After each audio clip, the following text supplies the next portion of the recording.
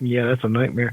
I'm pretty sure they'd probably return me, but I will say this: if I am movable, somebody's going to be in a judo sleeper hold if I can move. Otherwise, I'm probably going to be just like everybody else, go through hell.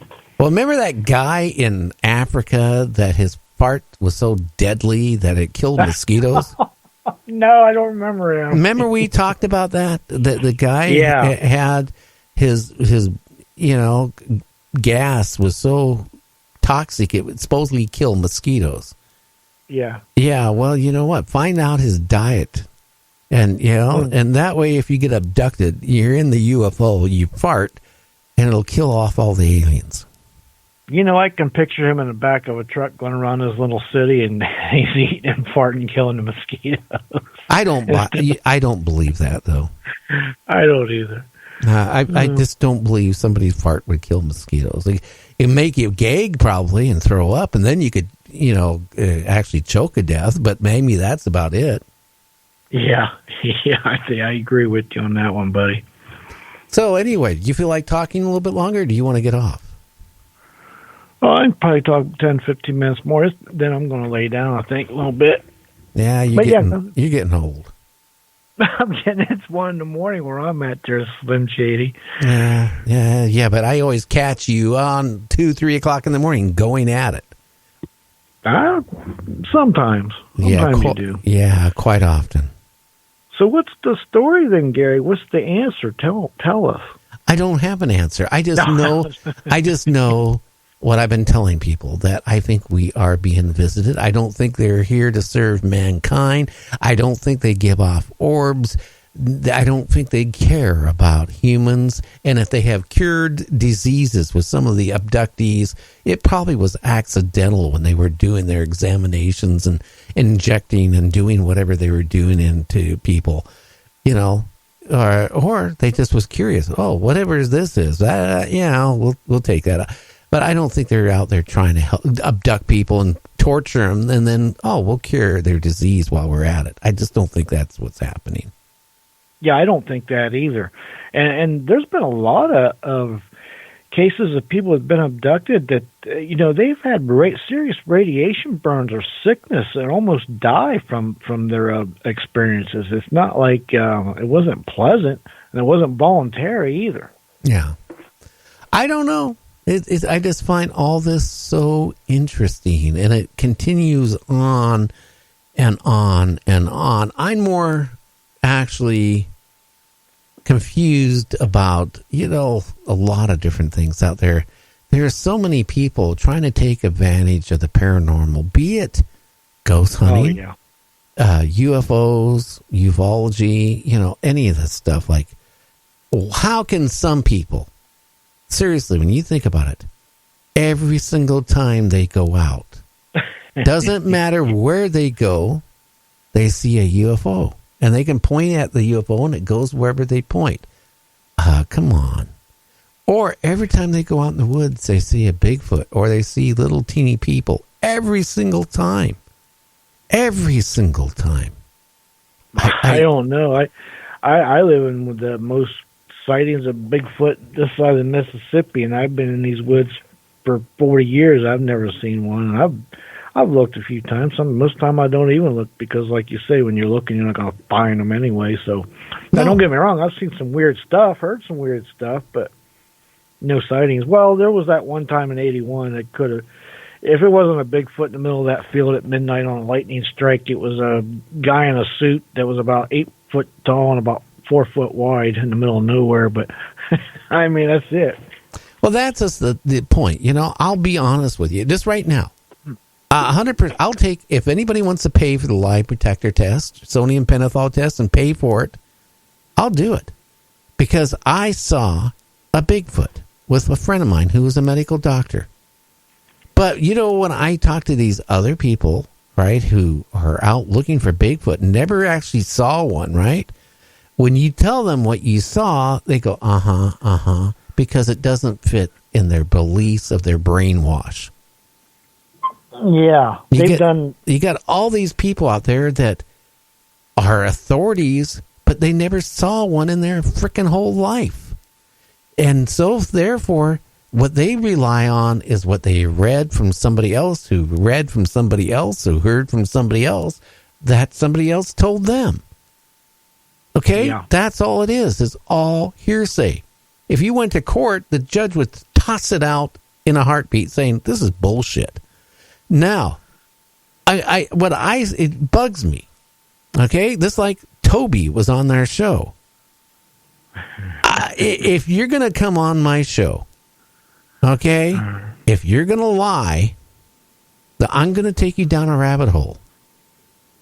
And I'm telling you right now, you're not going to get out very easy because, my friend Art told me this is entertainment, but he didn't like liars. I don't like storytellers. And there's two things we should put a disclaimer. One, you've got 40 years experience in radio, and two, I've got 30 plus years in all fields of paranormal, UFO, you name it. So between the two of us, it's going to be hard to fool us. I'm just saying, right? Well, all I can say is what I saw wasn't a spiritual thing. Okay? And it chased me and my friend. Now, if it chased me and my friend, then it couldn't have been spiritual. And it certainly couldn't have bent that tree over by the car. And it certainly wouldn't have been able to throw a rock and do about $2,000, $2,500 damage to the car because it was all spiritual. Yeah, well, when they're here, they have to eat and poop, I guess. Yeah, well, when they're here, they eat and poop, okay? When they're spiritual, they don't have to eat and poop. Come on. Why do these people come up with this crap? I don't know, Gary, but, my own theory, I think they're flesh and blood. I don't think they're spiritual. It's just my opinion. I could be wrong, and I'm always looking for evidence to prove me wrong. Otherwise, I'm not set in stone on my theories. It just happened the way the evidence that I've collected over the years shows in my world. I don't even know if a Bigfoot is actually a Bigfoot. Could it be a human at one point that that kind of at one point kind of what do you call it? Where branched off. It just branched off a little bit, and I put it this way: if you wanted to live out in the forest, okay, and not being seen by man, you could live in a lot of areas and never be seen.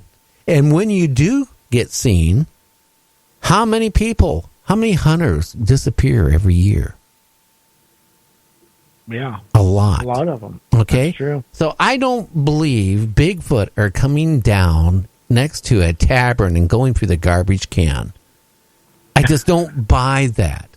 I don't, because then why don't they have somebody have pictures of it going through the garbage? Or if somebody, why are the pictures that these certain people take of all this stuff are so blurry, and you have to manipulate the image so much and change it to make it look like something? Come on. I'm done playing games with these type of people. I don't want them on. Put it this way: they're not going to be on my show anymore. These type of people, it's not going to happen. I know anything I've ever like the recordings. If I can't hear it playing, I got to mess with it. I throw it out. Pictures same way. I don't even. If you can't see it plainly, I throw it out. I don't even try to bring it out or fix it. Now I'm going to say this: I've been in electronics since I was 12 years old. Yeah. My dad was an electronic engineer. And cameras. And I've been in photography since even before I was into radio, because I got my CB license, or not CB license. My dad had to have that because I wasn't old enough.